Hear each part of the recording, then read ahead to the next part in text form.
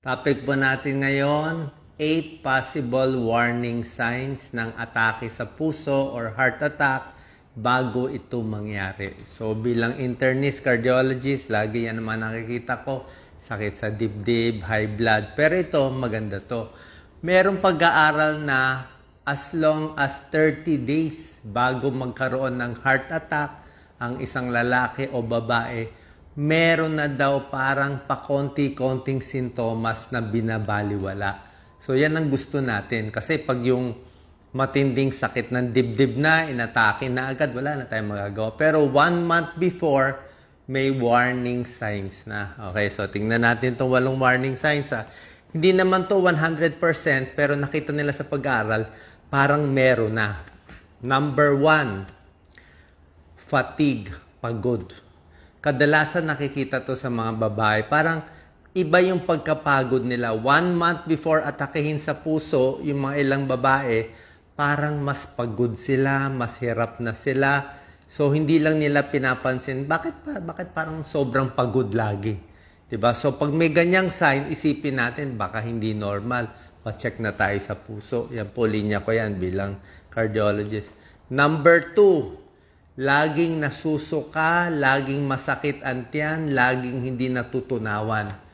Oo, isipin natin, ulcer lang yan, o baka GERD lang yan, o acid reflux lang yan. Bakit parang laging masakit ang tiyan ko na wala namang kinakain iba? So, pag masakit ang tiyan, pwedeng GERD, reflux, may nakain kang chicherya o mga junk foods, or possible na pala yun na chest pain na pala yun. Kala mo lang sikmura, pero na-misjudge mo na puso na pala. Okay? So, lalo na pag may edad na, above 40, 50 years old, may katabaan, medyo maraming bisyo, pa-check natin. So, 1, fatigue. Number 2, nausea, indigestion. So, possible lang to, hindi naman sigurado kasi pwedeng ibang sakit naman ito eh. Number 3, ito, cold sweats. Hindi ito yung pinapawisan na normal. Ito yung nagpawis ng malamig.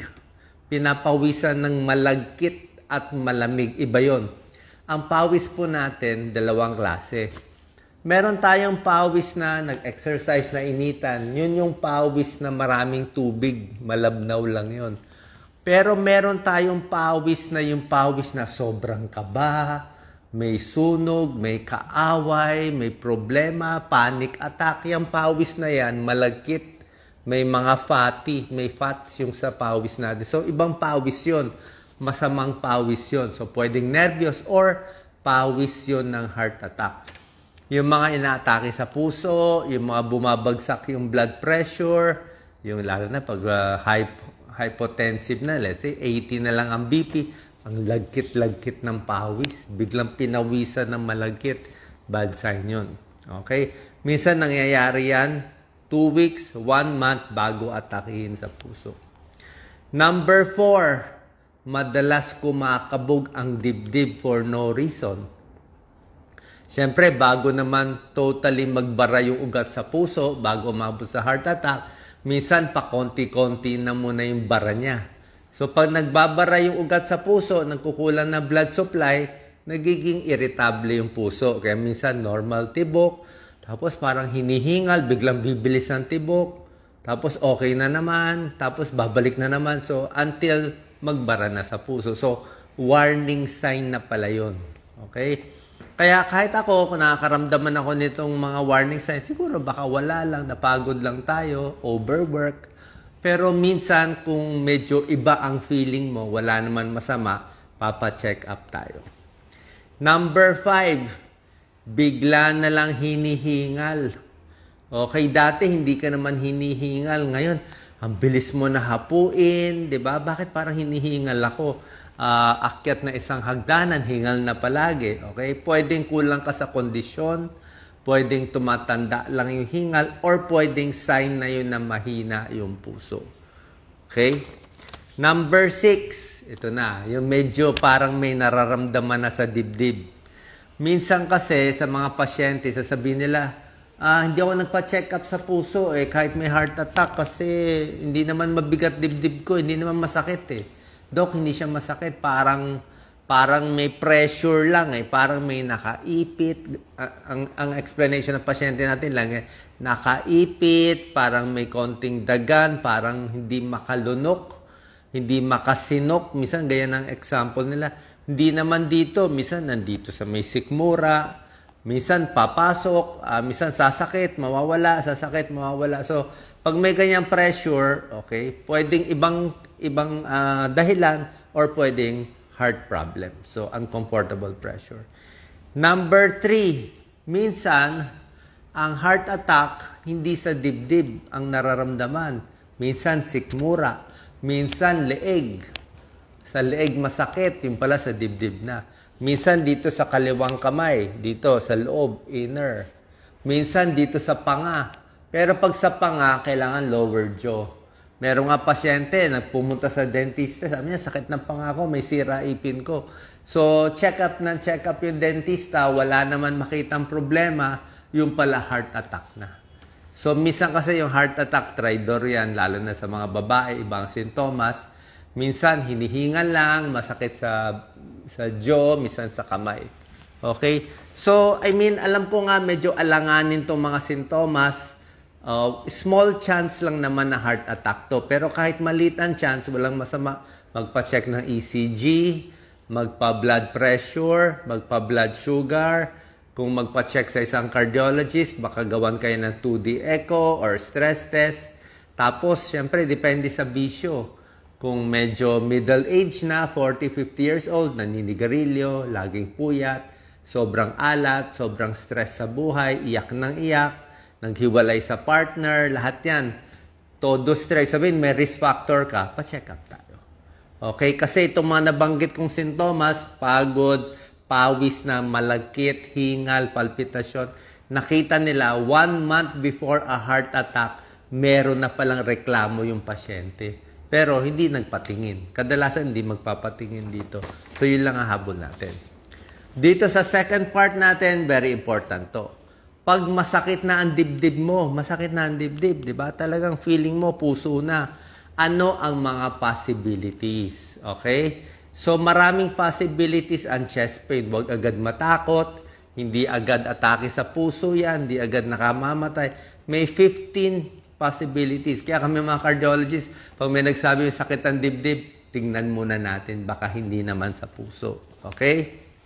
Number 1 cause ng chest pain, doon tayo sa serious. Pwedeng angina talaga. Pwedeng may bara talaga sa puso. Let's say, lalaki, middle age, diabetic, naninigarilyo. Depende nga po sa patient profile. Pag ang patient profile nyo, ibig sabihin, ang itsura ninyo ay mataba, matigas ulo, diabetic, naninigarilyo, masakit ang dibdib, malaking chance puso yun. Pero kung kayo ay 30 years old, o wala namang bisyo, hindi naman overweight, di ba? Tapos masakit ang dibdib, baka ibang dahilan. Malamang hindi sa puso yan. So pag chest pain, number 1 is angina. Number 2 is atake sa puso. Tulad na sinabi ko, kung yun ang patient profile na maraming bisyo at medyo may edad na. Number 3, cause ng chest pain. Hindi naman lahat puso. Marami dito, hindi sa puso. Number 3, cause ng chest pain, pwedeng acid reflux. Pwedeng GERD lang, nangangasim. Kasi yung acid reflux, tawag din natin dyan, heartburn. Nagkamaling heartburn. So, pag masakit dito, acidic, maasim yan maasim. Tapos pagising mo, malapot dito. Maraming may GERD, parang 40% ata ng tao may GERD. So, pagising mo, maasim, paus ka, o acidic, yan. So, hindi yan sa puso, GERD yan. Number 4, possible na chest pain, ituro nyo. Lagi ko sinasabi, turo nyo saan masakit. Marami ako nami-meet na OFW na tuwan-tuwa nga, na tutulungan daw ng video natin. Sige, saan masakit sa dibdib nyo? Turo nyo isang daliri lang. Pag naturo nyo na isang daliri, dito man o dito, kaliwa man o kanan, malamang hindi na yan sa puso. Kasi pag natuturo mo na isang daliri, nasa ribs na yan May ribs tayo. Pag ribs yan, costochondritis na yan. Baka nadaganan mo yung dibdib mo o nagbuhat ka o kulang ka sa stretch. Masakit ang dibdib, buto lang yan, so no problem. Okay? Number 5, another cause ng chest pain. Tingnan mo, baka may plema ka, ang dami mo dinadahak na plema, baka pulmonya. Baka yung sa dibdib kasi hindi lang puso na dyan, may baga, baka baga ang depresya, pulmonya. Number 6, cause of chest pain. Ito medyo serious tong number 6. Rare naman to, bihira lang. Pero deadly to. Pulmonary embolism. Ito yung pulmonary embolism, may blood clot na muong dugo sa paa. So may varicose veins o baka laging hindi ginagalaw ang paa, malaki. O may manas sa paa, hindi ginagalaw, lagi nakaupo, 8 hours a day, nagbuo yung dugo sa paa, pumunta sa baga, deadly to. Pulmonary embolism. Number 7, pwedeng muscle pain lang. Muscle pain. Makakaupo, na-stress ka. Okay? Number 8, cause of chest pain. Pwedeng panic attack lang. Maraming may nervyos. Kaya, paano mo malalaman na nervyos? Nakikita naman sa mukha na nervyos. Tapos, pag in-ECG mo, normal. Pag 2D echo mo, normal. Wala namang bisyo. Tapos, kabado siya, feeling niya mamamatay siya, o pareho din naman, hinihingal, masakit ang dibdib, mabilis heartbeat, pero panic pala. Alam mo naman yung panic, diba? Number 9, may tinatawag na aortic dissection, dissecting aorta, pero rare naman to, rare. Rare to, pero deadly, merong namamatay dito. Ito kasi minsan, yung mga ganitong sakit, parang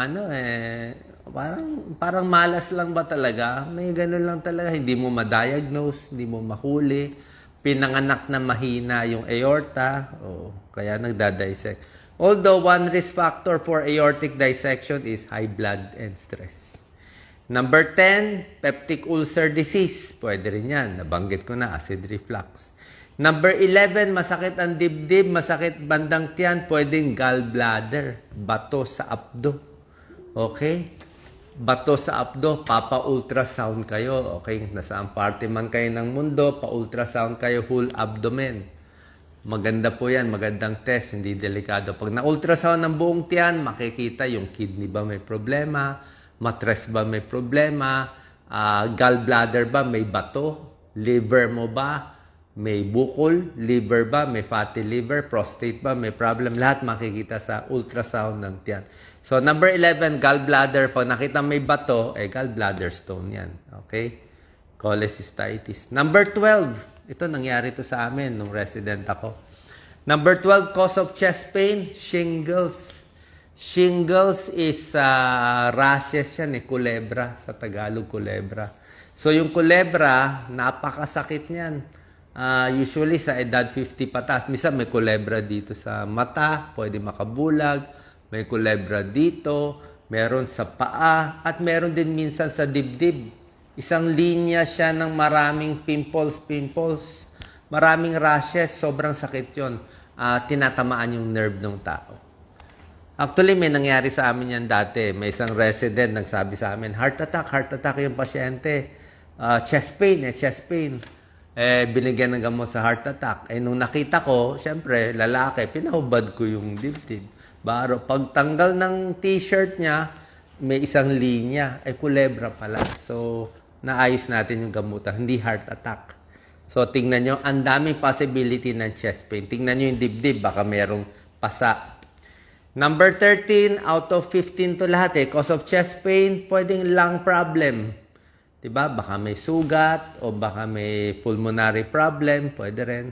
Number 14, pwedeng rib fracture. Ito rib fracture, siguro na-injure ka o nasuntok ka. O na-fracture yung ribs, chest pain din yan. And number 15, last, pwede yung chest pain mo, baka ibang parte ang masakit. Baka likod pala masakit, naramdaman lang dito.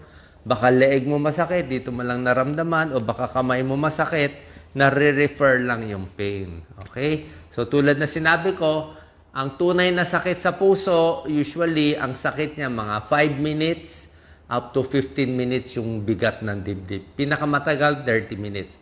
5 minutes to 30 minutes. Pag ang sakit sa dibdib nyo ay less than 1 minute, hindi na yan sakit sa puso. Pag sakit ng dibdib nyo, maghapon, 2 oras. Hindi na yan sakit sa puso.